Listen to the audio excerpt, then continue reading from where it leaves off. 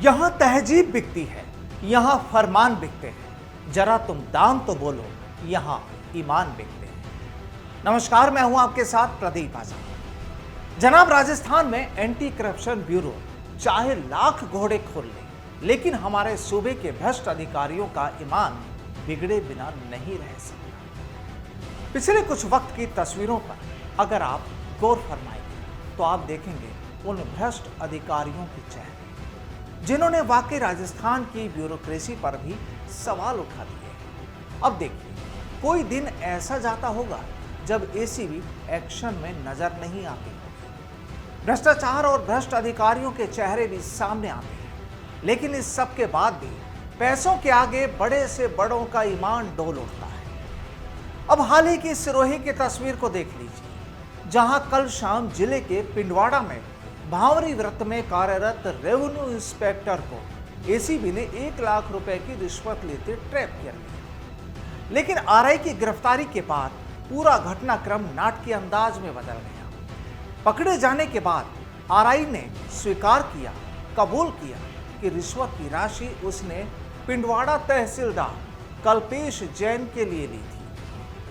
और जब तक एसीबी टीम तहसीलदार के घर पहुंची तब तक तो वो अपना खेल शुरू कर चुका था। करीब 20 लाख की कीमत के नोटों को इस शातिर तहसीलदार ने अपने ही घर में जला डाला। एसीबी अधिकारी बंद घर के बाहर से उसे पुकारते रहे, लेकिन इस भ्रष्ट तहसीलदार ने दरवाजा नहीं खोला। बामुश्किल दरवाजे को काटा गया, खोला गया, तोड़ा गया, लेकिन तब तक नोटों की गड्डियों की होली जलाई जा चुकी थी। हालांकि इसके बाद एसीबी अधिकारियों ने अध जले नोट भी बरामद किए कुछ मात्रा में, लेकिन फिर भी तहसीलदार की हिमाकत देखी, वो माना नहीं। और अब जो बात सामने आई है उसमें खुलासा ये हुआ कि ये तहसीलदार तो करोड़पति है। करीब 8 बैंक खाते और दूसरी संपत्तियों का अब बड़ा खुलासा हो रहा है। चलिए आपको सुनाते हैं कि एसीबी अधिकारियों ने कार्रवाई के बाद क्या कहा, फिर करते हैं दोबारा बातचीत। हम यहाँ आए तब तक तहसीलदार साहब को शायद कैसे पता चला या नहीं चला, तहसीलदार साहब ने सब दरवाजे बंद कर दी। आधा घंटा हमने प्रयास किया उसको खोलने के लिए, लेकिन वो नहीं खुला। आखिर में हमने इधर उधर करके कोशिश की।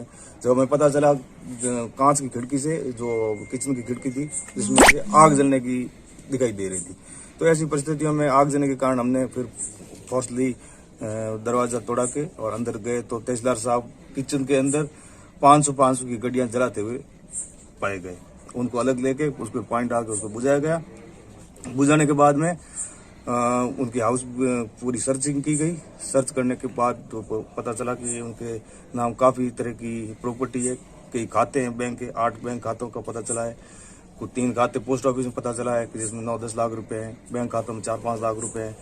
कुछ ऑनियरमेंट मिले हैं जिनकी करीब 1.5 लाख रुपए के आसपास उसकी कीमत है। और उसके अलावा 2-3 लॉकर का भी पता चला है, रिकॉर्ड मिला है। और भी काफी संपत्ति की कुंज है और कुछ पट्टे भी मिले एक आधे। उसके संबंध में और इन्वेस्टिगेशन किया जा रहा है। अब जाहिर है एसीबी अपनी कानूनी कार्रवाई करेगी, लेकिन सवाल ये कि आखिर इतना भ्रष्टाचार क्यों?